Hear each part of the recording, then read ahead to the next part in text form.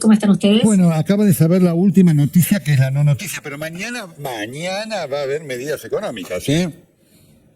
Bueno, tiene que haber algún tipo de medidas porque tenemos un que dijo que iba a continuar la política del ministro Guzmán, que no iba a haber cambios, y Cristina hace muy poquitos días dijo que la culpa de todo era de Guzmán, y de todas maneras no importa qué se hubiera dicho, mucho más serio es que tenemos un estrangulamiento en la economía. Bueno, escuchábamos recién del café, pero en muchísimas otras transacciones, actos violentos en la casa, que eso tiene que encauzarse de alguna manera y tratar de reducir la incertidumbre que tenemos. Varias cosas puntuales, y ya abro las preguntas en la mesa. Estamos con una brecha cambiaria del doble, cuanto menos, ¿no es cierto? ¿Eso es sostenible? Podría ser sostenible. De hecho, en Venezuela se sostuvo durante años una brecha aún mayor, pero es empobrecedora, es dañina, es destructiva. O sea, poder se puede, pero ¿quién quiere? Ese es el tema, digamos. El gobierno dice, bueno, puedo cerrar las importaciones, por ejemplo. Cerraron el 27 de junio. Ok, estamos a mañana, ya estamos en la julio. ¿Y por cuánto tiempo? ¿De qué manera? ¿Quiénes tienen acceso o no a las reservas? ¿Quiénes tienen acceso o no a las divisas? ¿Qué pasa con las exportaciones? ¿Vamos a poder seguir exportando o va a seguir restringido como hasta ahora? Entonces, poder se puede, pero bueno, eso es lo que justamente hay que eliminar, reducir. Y nadie ve que eso esté ocurriendo. Vamos. Mondino, buenas noches. Como usted decía, primero Batakis dijo voy a seguir la política económica del gobierno, después habló Cristalina Georgieva con el presidente para ver si era así, pero Cristina ayer volvió a dar algunas instrucciones de la economía.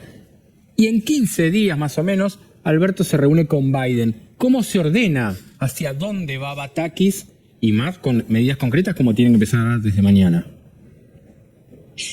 Mira, obviamente no lo sé, mañana nos enteraremos. Mi expectativa, mi ilusión es que vayamos yendo a un camino de sentido común, a un camino en donde Argentina, el gobierno solo se ha metido en una encrucijada, ¿no? Y devalúa siendo el principal importador de la economía, porque es importador de energía, está en problemas.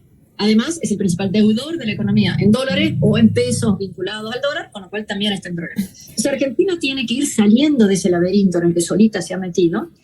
Y posiblemente el presidente Biden le diga sí, como no, queremos ayudar a Argentina, vamos a renovar los créditos si hiciera falta, vamos a ayudar, porque digamos, si no te los renuevan total no los puedes pagar.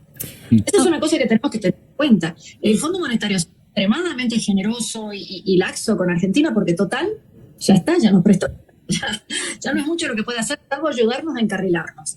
¿Y qué quiere decir encarrilarnos? Pues volver a crecer. ¿Y cómo se vuelve a crecer? Exportando, reduciendo todas estas restricciones, permitiendo trabajar. Así que en ese sentido, lo que pasa es que todos queremos que pase ya. No queremos esperar que dentro de 15 días haya reunión, no queremos esperar más.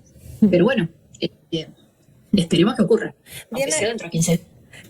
¿Qué podría anunciar mañana Batakis que tranquilice un poco a los mercados, que le dé un poco de aire al gobierno, un poco para esto que vos decís que es encauzar una economía que está tan deteriorada?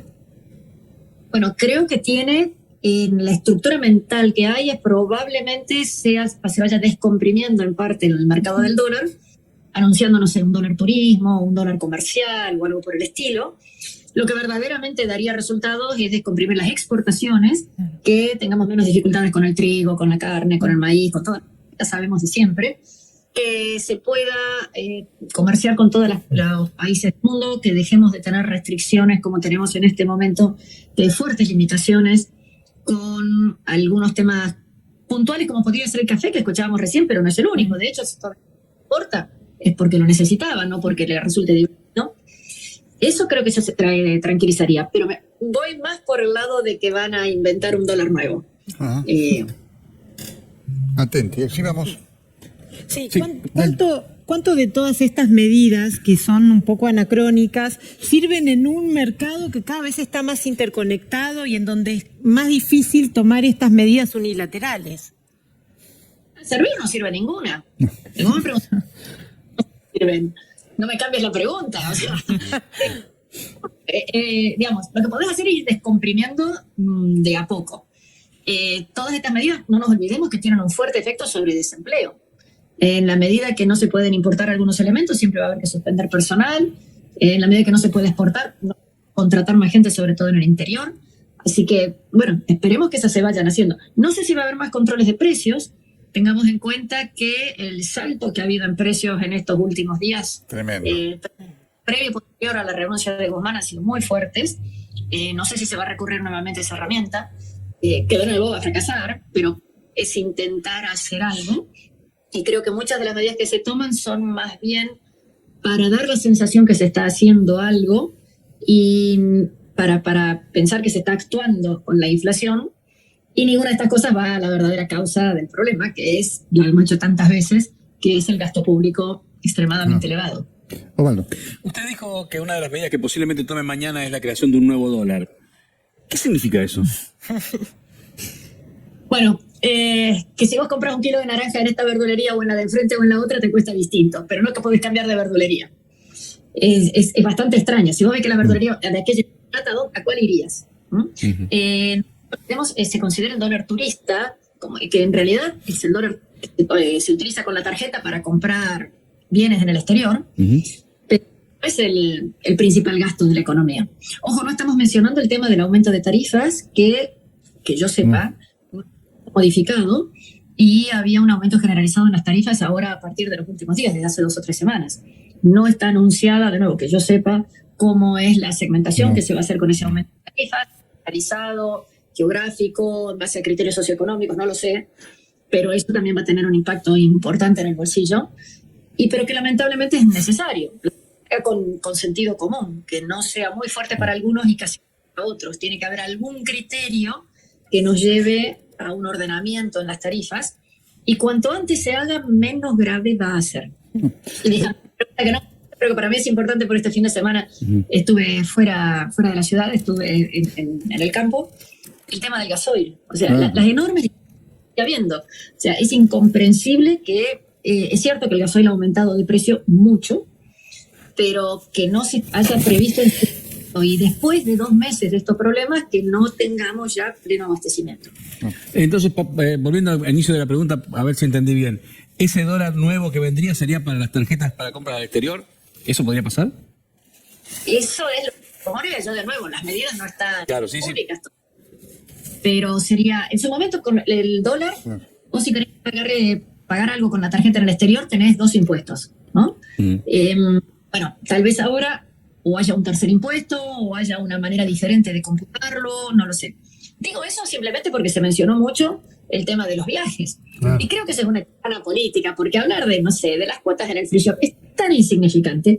Eso lo único que hace es crear irritación entre los que no viajan y creen que los que sí viajan son los culpables de todos los problemas argentinos, y los que sí viajan o que están en el exterior de paseo o estudiando o en un tratamiento médico. El hijo de la ministra. Bueno, a ver, lo que pasa es que es deseable que la gente viaje. Sí, claro. Ese chico aprendiendo cosas, que bienvenido sea. El ex ministro de Salud. Sí. Bueno, el ministro de la provincia también estaba de viaje, sí, creo. Y el ministro viaja también. Esta muchachada viaja, sí. Entonces, en todo caso, digamos, el grave problema es que intentan decidir qué podemos hacer o no con nuestro dinero. Exacto, pero no podemos criticar al que viaja. No, claro. Lo que tenemos por criticar, que eso no debe ocurrir, no se debe criticar al que viaja. Lo que no puede ser que unos sí puedan viajar y otros no. Ahora, una pregunta. Cristina viene hablando del bimonetarismo, ya lo viene mencionando prácticamente en todos sus discursos públicos como expresidenta en funciones y de que se hizo cargo del gobierno. ¿Esto es factible? Primer punto. Segundo, si fuera factible, ¿es beneficioso? Tercero, ¿necesita legislación? A ver, en Argentina ya existe que enorme cantidad de transacciones se hacen en dólares, todas las transacciones de alto valor, comprar una casa, hacer un contrato de largo plazo, etcétera, es en dólares o vinculado al dólar. Eso ya existe. De hecho, existen más monedas, porque de hecho hay contratos de alquiler en kilos de soja, o alguna cosa similar. O sea, eso no tiene nada de particular, no debería nada de dañino.